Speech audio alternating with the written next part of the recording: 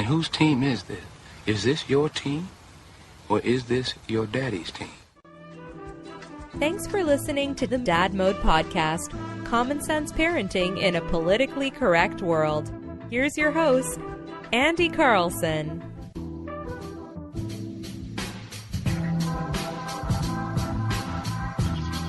Welcome back to the Dad Mode Podcast, common sense parenting in a politically correct world. I'm your host, Andy Carlson, at Andy Carlson Show on Twitter. Give me a follow. I'm a father. I have no idea what I'm doing, but you and either there, Chiefy, so let's try and learn something together today.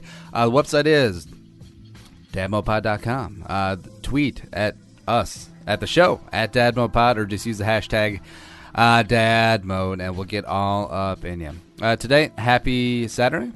Back once again. No Nickason this week, as it was kind of hectic as we're wrapping up. Margaret is getting baptized this weekend. A lot of crazy shenanigans, some family in town, and everything like that. And it's exciting times. We've talked about how the year of firsts, and we're coming up on Muggsy's first birthday, and that'll be a whole blowout in itself. But the first football season, first Thanksgiving, first Christmas, first Easter, first steps, first words, first babbles, first everything, and now baptism. And it's a very big thing. As the wife and I are both Christian, and we would like, except we're not hardcore. Like we're not as good of Christians as we probably should be. Like we don't get to church every single Sunday. Maybe go once a month, maybe twice a month. But we just want Muggsy and our future kids to have the background of organized religion, where it does does teach you discipline, does teach you the right ways to live your life. Now, there are some aspects about organized religion that are really, really terrible, and we'll talk about those on another day. But just the mindset that I want to put into Muggsy, that we're a peaceful people, and help out whenever you can, give back to the church, give back to something you believe in, and just having faith beyond we're a couple multi-celled carbon-based organisms just living on this rock waiting to die, or waiting for an asteroid to hit us. And I'm still not quite sure what I want for her, but she's going to make her own decision. But we're going to give her a decent baseline and example like that. And the topic today is along those lines, about how we can't really control what kind of work ethic our kids are going to grow up with, but we can sort of, like the training wheels, and then give them a good push. We can set them up for success down the line just merely by setting a good example and instilling in them how to go about work, and whether that be actual professional work, whether it be working as a volunteer or side projects, or coaching a youth sports team or anything like that.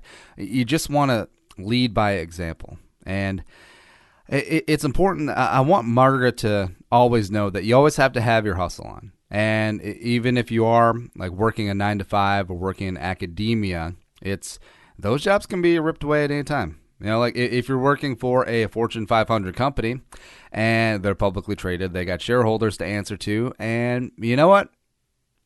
Just because it was the salad days a couple years ago, we had a bad quarter, and we got to bump up our quarter numbers so our shareholders aren't pissed. So let's lay off 5,000 jobs. And that could be you, and then what the hell do you do? So all of a sudden you're 48 years old, you're not old, you don't have enough to retire, and you're kind of out on your ass. What do you do there? But the person who has the side hustles on, say the person is like a middle manager for sales or a middle manager for HR. We'll say, just throwing out something random. If that person owns a couple of rental properties, owns a storage facility, does a couple of like online affiliate things, and they're going to be fine. Say they sell Mary Kay or something else on the side, they're going to be fine. And the great thing about them is that they can kind of take their time, ease into whatever career is going to be next. They can take a class, they can go back to school, they can work for free for a while just to get experience, to get their foot in the door in a career that they really want. Whereas the person with no side hustle has nothing else on the side. They pretty much got to take whatever comes their way, and soon, as most of them are living paycheck to paycheck. And it's something that I don't feel a lot of kids today are being instilled in. This is an old man talking about, well, back in my day, we used to milk cows in the morning, went to school, played football, and milked cows in the evening, and said our prayers and went to bed after a glass of whole milk. Now, it's not really that. It's like you don't have to grow up on a farm to have a good work ethic. It really helps. It does really help. And I'm just thinking about, I grew up in a small town. I wasn't a farmer, but I had tons of farmer friends, and even up in the cities now, you see, like a lot of our friends from college and stuff grew up on farms, and you can just tell that there's a different mentality that they approach work, whether they approach exercise, whether they approach their personal relationships, things like that, just with a different work ethic. It's just really different. It's night and day. It's like when they decide to make up their mind, they do it. They'll put in the work. They won't wishy-washy, and they won't quit when it gets tough. And now that we're in, let's be honest, this is the greatest time in human history to ever be alive. I mean, there's so many conveniences. Food is cheap, despite people saying that, oh, people can't feed their kids. It's like, you know how much a microwave burrito costs? You know how much a bunch of bananas and a loaf of bread costs? You can eat. Just go get a big bag of rice, big bag of beans, and you'll be fine. You'll have sustenance for $3 for a family of 4 for 3 days, and you'll be all right. So don't give me that bullshit about not being able to feed your kids. What were we talking about? Oh, but this is the best time to be alive ever.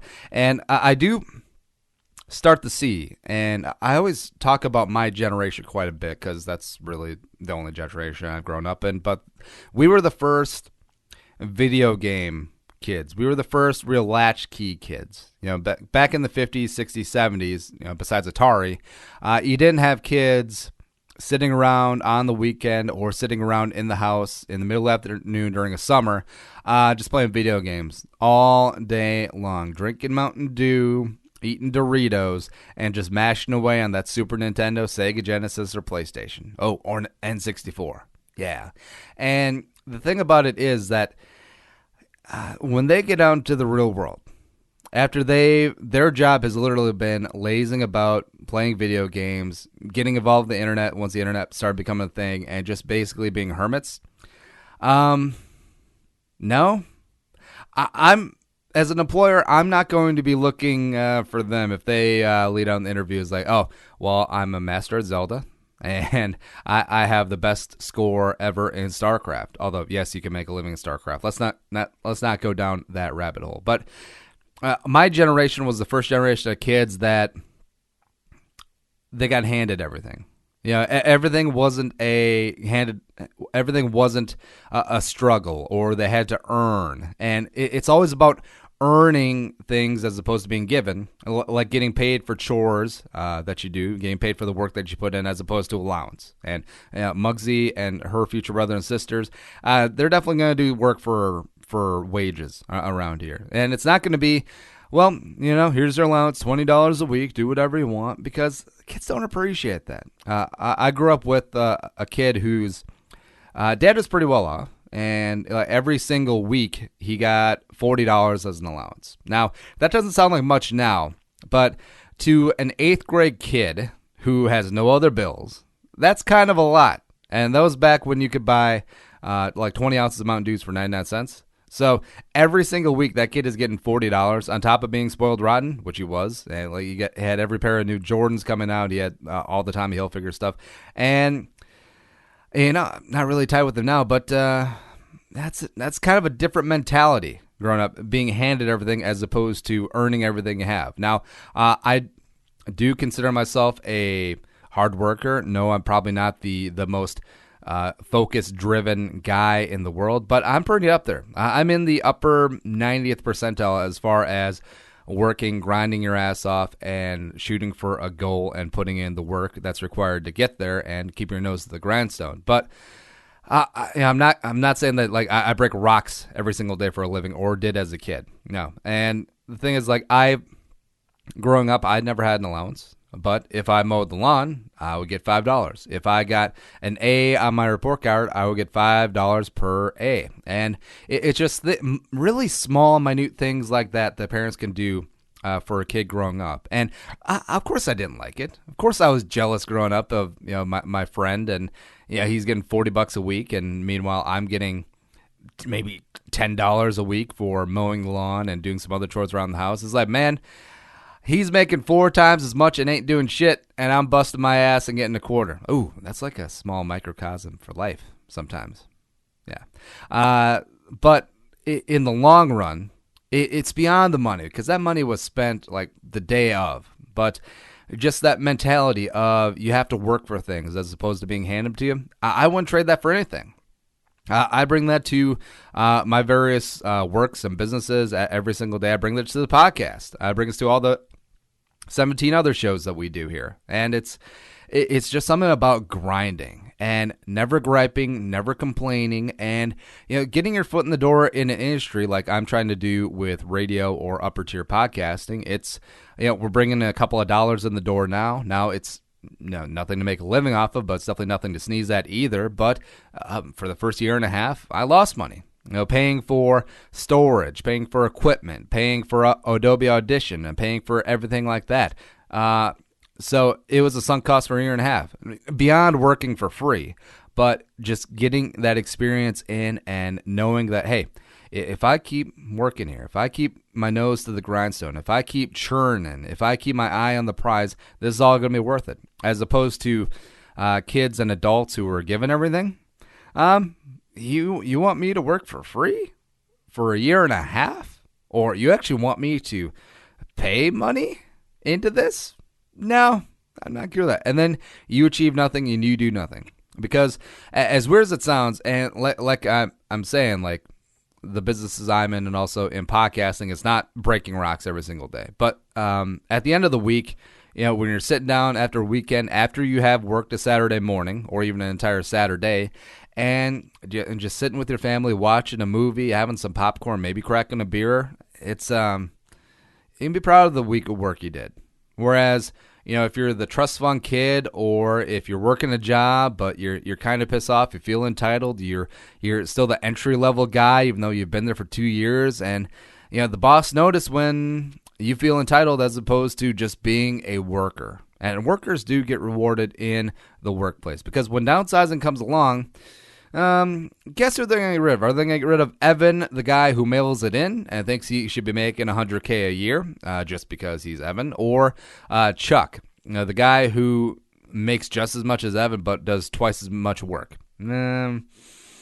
Wonder which one the boss is going to keep. Even if there is a downsizing, I wonder which one he's going to keep, which one the boss is going to promote to middle management, maybe eventually become partner someday down the line. And if you have your own business, set an example from the top down. And everyone who works for you, all of your employees, should be looking to your office and be like, hey, this person works their ass off and stays late and shows up early. That's the tone. That's the tone setter. I think about how many jobs you've worked where the owner or the boss or the person in charge is just a lazy POS and is merely going through the motions and skating by. Maybe their dad gave them the company, or maybe they built it up to the point where they can start cruising it. And, that's fine, but just don't show up in the office. And I want Margaret to have that sort of mentality of the former. I want her to be the visionary, be the one who is like, hey, it's my name on the building, my name on the website, and my product and my reputation on the line. So I'm going to work my ass off, work Saturdays, work Sundays even. Thank you very much. And, if you're working for someone else before you open up your own business, be that example. Beat the boss to work. Stay later than your boss. Get more done than your subordinates. And it's just like the example earlier. Be the guy who survives the round of firings, or be the guy who gets promoted because you do good work, you're dedicated to your craft, and no one has ever been unemployed by working hard and doing good work. See, that's the thing. If you do good work, you will always be in demand, because there are so many people, especially with the current generation of 30-somethings and younger, that don't. They're too jaded, they don't give a shit, and they just kind of really phone it in. And bosses understand that. Bosses, companies, everybody knows that. And if you have your own company, guess what? You're going to be SOL here pretty soon. And my generation was one of the first ones that just had things handed to them. It was the first generation where spanking was wrong. And yes, spanking is not the be-all, end-all, but there was a strong correlation between the end of spanking and the end of discipline. The end of parents being parents and parents being their kids' best friends. And I love my kid to death, and I'm sure that we'll have a very, very fun, very friendly daddy-daughter relationship. But it's never going to be a spot where I'm the daughter's BFF. I'm going to make that very clear, and my job is to set an example for a young lady coming into this world to make this world a better place. And don't be a negative on the ledger of life. We've got way too many negative princesses out there who feel entitled, who feel like their shit don't stank, and we just don't need another douchebag out there. And just think about stories that my dad told me about my grandpa. My grandpa, sweetest guy in the world, was a really handy do-it-yourself type guy, former electrician, and never ever raised his voice at me. Never, spanked me as like a punishment, and never anything like that. So he's just this one of my favorite guys growing up. My grandpa and grandma babysat me quite a bit growing up since we lived across the street, and he's just this sweet old guy. And like some of the stories that my dad and my uncle tell me about my Grandpa Rocky growing up is like, yeah, I'm telling you, Grandpa Rocky was a mean son of a bitch. Let me tell you, if we got out of line, if we didn't do our chores, if we talked back, that belt was coming up, boy.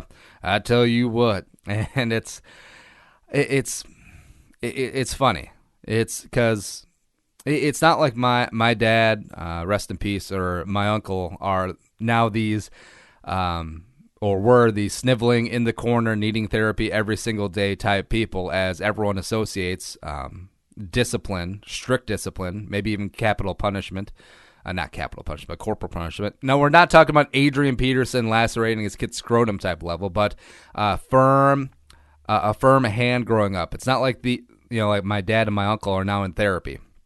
But they went out, they became a hardworking, goal-driven people. My dad is one of the hardest working guys that I know. My uncle did great professionally and also played in the NFL, started Iowa State, not Ohio State. God, I can live myself if he went to Ohio State. But you look at, it's a small sample, but you just look at how they were raised and how they turned out. And then looking back on how I was raised. Now, I was never spanked. Well, I was spanked occasionally. It was one of those mark it on the calendar, Haley's Comet time incidents. But I was spanked growing up. And looking back, it was spots where I definitely deserved it. But the key to the spanking was it was never in anger. And I always knew clearly what I had done wrong and why I was being punished. So we're not talking about parents like, I don't know what happened. I just went black and I just started pummeling my kid's face in. No.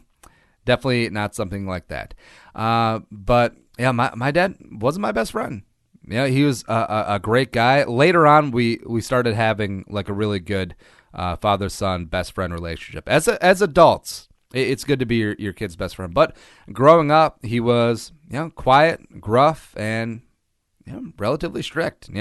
He made clear what was expected of me academically, getting A's, getting good grades, having respect for authority, not talking back, not being the kid who, like that kid on the video who was kicking that officer in San Antonio, the 12-year-old girl, and then got body slammed, and everyone's like, oh, why is this cop doing this to these children? He should never be able to do that. Well, how about you don't kick a cop? How about that, you snot-nosed little brat?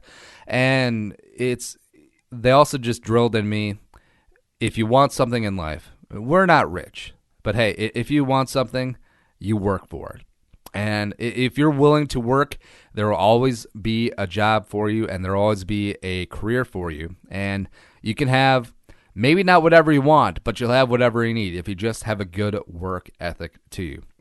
And I had that early on, like I said, mowing lawns, doing things like that. I mowed lawns for a couple of the neighbors around the neighborhood as well, earned some money. And the thing about it is, going back to my friend's reference, the kid who was getting $40 a week as an allowance. Not that I'm still bitter, because I still remember it and still am sort of dwelling on it. But yeah, he bought whatever he wanted, and yeah, the thing is, like, he didn't really take care of his stuff. I mean, you'd see his $140 Tommy Hilfiger jeans; they'd be tattered. He'd write on them, shit like that. But a thing that I really enjoyed growing up was saving money for shoes. And as stupid as that sounds, I was a bit of a sneakerhead back in the day. And when I played basketball, I was definitely not the best basketball player ever, but my kicks game were on point. I had the Jordan 11s, the Jordan 12s, the team Jordans, the one that had like the half slice. Yeah, the black and white ones that were really tight.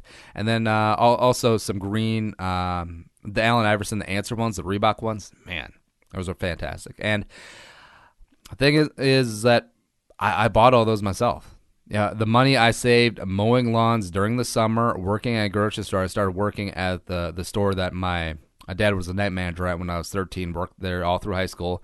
Every single paycheck, I saved a little more and a little bit more.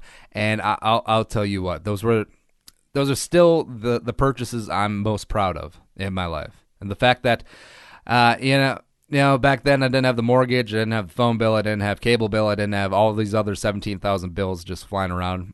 And but it just felt good. It just felt like you earned something when I tried on those Jordan 11s for the first time. It was cathartic. I still dream about those shoes today, and I will tell you, those shoes were kept in peak mint condition all the way through, and I still have them in storage somewhere. In fact, I should bring them out.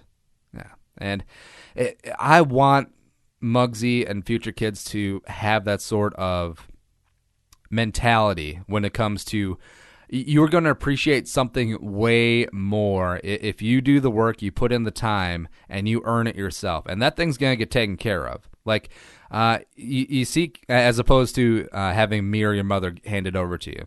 Because you see this all the time with kids in cars. And I had a couple of high school friends, 16 years old, bam, they got a new car, whether it be a Mustang, whether it be like a Ford Explorer or something like that. They just got handed to them. And do you think those cars were the cleanest on the inside or the outside? No. Lots of food wrappers everywhere. You can eat my car. Oh, you can spill your soda. You can spill pop. Yeah, that's fine. Yeah, go ahead. I mean, what do I care? Whereas me, I didn't have a car right away from 16, and in the microcosm type world that you live in, that's a big deal. I was one of the younger ones in my class, so a lot of my friends were already driving, already had their own cars. So you kind of feel like a loser. It's like, man, I'm one of the last ones to turn 16. I don't have a car. This is bull crap. But my grandpa struck up a deal with me. Now, a couple of years before I turned 16, wasn't right at 16. He said, whatever you can save from your grocery store job, from doing odd jobs around the house, mowing lawns in the neighborhood, I'll match it. And we'll buy a car when you turn 16. So he did this a little bit ahead of my 16th birthday, so I think I had 1 or 2 summers to stockpile up some cash. And eventually I put together $2,700. And I remember it exactly because I wanted to get to $3,000, but I just didn't quite get there. And for $5,400, my grandfather and I went down to Dahl's Auto Works. I remember right now. I still remember to this day. And we bought a Chevy Corsica. And it was a gray exterior, a red cloth interior, Beast 1995 Chevy Corsica. Or maybe it was 94. It was one of the two. And it's one of those things, too. It's like, yes, it wasn't the greatest car in the world. Yes, it ran. Yes, it got me to point A to point B and point C on the weekend. Yes, it got me a couple of dates because, you know what I mean. But it's that car was clean. That car was car washed every single week, and that car was taken care of, well maintained, oil change, filters, maintenance, brake pads, everything like that. Because you appreciate it so much more when you got some skin in the game. And yes, I was underwritten by my grandpa and my dad for the purchase, but the fact that you had to put up half of your own money and busting your ass at a grocery store, which is not fun. it's kind of boring, monotonous work. You're on your feet constantly. But it is kind of nice where you kind of know the games that go on in the grocery store now. Like you understand why things are on sale or where like things are placed in the store. You kind of understand. But that's what I want Muggsy and the future kids to have in them, because it's not going to be allowance. It's going to be, hey, Margaret, we're doing some landscaping. I'll tell you what, if you pick up these random sticks that are flown about the yard, or the random bags from sand or cement or whatever, I'll give you $5. And you put them in the garbage bag. Yeah. Or we have a stupid crabapple tree, and we're probably going to rip it out, but it'll be like, hey, Muggsy, how about you rake up these crab apples and put them in a bucket, and I'll pay you $10 per bucket. Yeah. Something like that. It's just, even from a young age, you can show them the value of hard work, and also the value of saving money, and the value of having a goal for something. Because she can have like a lemonade stand when she's young, or we can pay her for like random household chores or yard work and things like that. And we'll ask her, Margaret, what do you want to buy? What do you have your eye on? And let's actually go out and find her something that, whether it be like, I have no idea what things are going to be in like 6-7 years, but like a doodad or a zippity doodah, we'll call it that, and say it's $100. We could just buy it for her and give it to her, and she won't give two shits about it in 2 weeks. Or she could bust her butt for a month, 2 months, doing yard work and things like that. And when she goes and buys it, I guarantee you that thing will be her favorite toy or whatever it is for years. And she will cherish it, and she'll remember it. Like if she does her own parenting podcast or whatever the hell they're doing in 30 years, 35 years, she'll talk about getting that zippity doodah. Because another, I know we're kind of going over time here, but another just like really early on hard work story I remember is that I want to say I was 5, and just sitting around one summer day, sitting around with the grandparents, and they had this little rock pit, like decorative landscaping rocks. And I found a couple of these really cool shaped ones. And as a kid, you have your markers, and I just started coloring the rocks. And I called the rocks like artfully. Now, in hindsight, it wasn't anything great. And also in hindsight, there was a lot of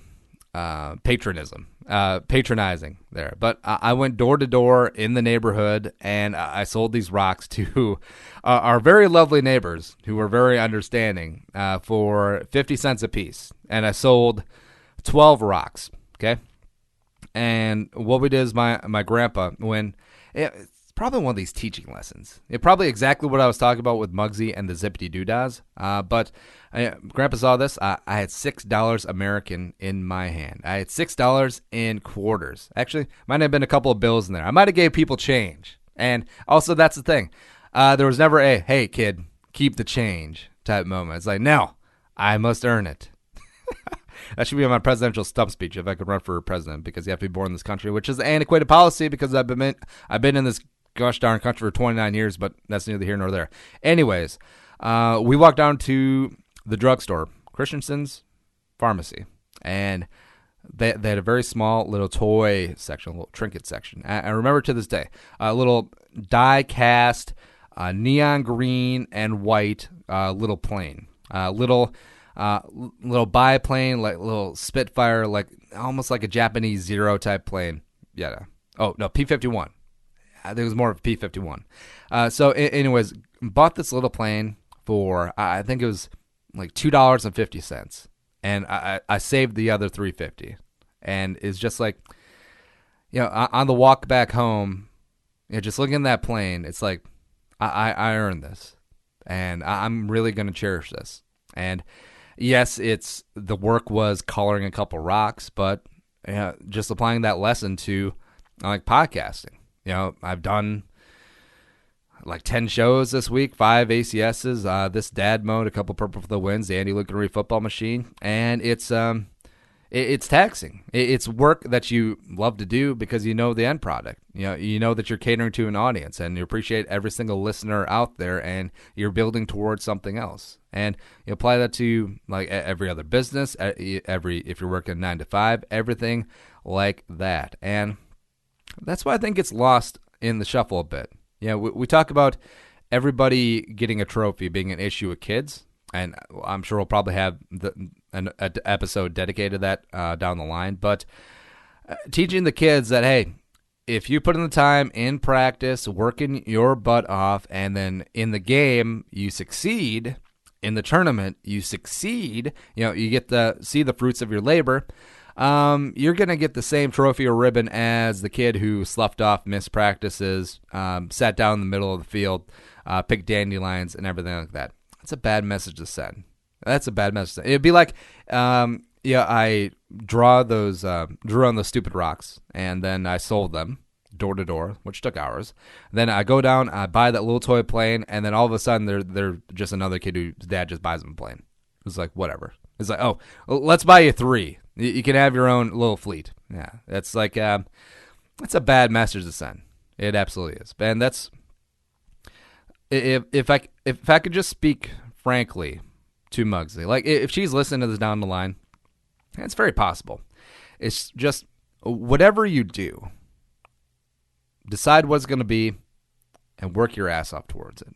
That's all that I ask. And it could be in any field, whether it be if you're working in finance, if you're an accountant, if you're working on a nail salon, if you got like a online Sherpa business, like you match up Sherpas with climbers, things like that. If you have a YouTube channel, if you're in radio, if you're an English professor, whatever you want to do. If you're a gymnast, whatever it is, decide what it is, work your ass off at it, and don't quit. That's really all I got for you. This show is available on iTunes, and also just by telling a friend. Spread the word out there. There's this guy who talks about parenting, talks a lot of shit too, and also just rambles on about really random stories about his past. That's a show. Follow us on Twitter at DadModePod, or me at Andy Carlson Show, and the website, as always, dadmodepod.com. But until next time, be a father, be a man, be a father, go dad mode. We'll see you next time. Think the episode you just heard is worth $1? Well, send it our way. Visit dadmodepod.com/support to find out how. Be a man, be a father. Go dad mode.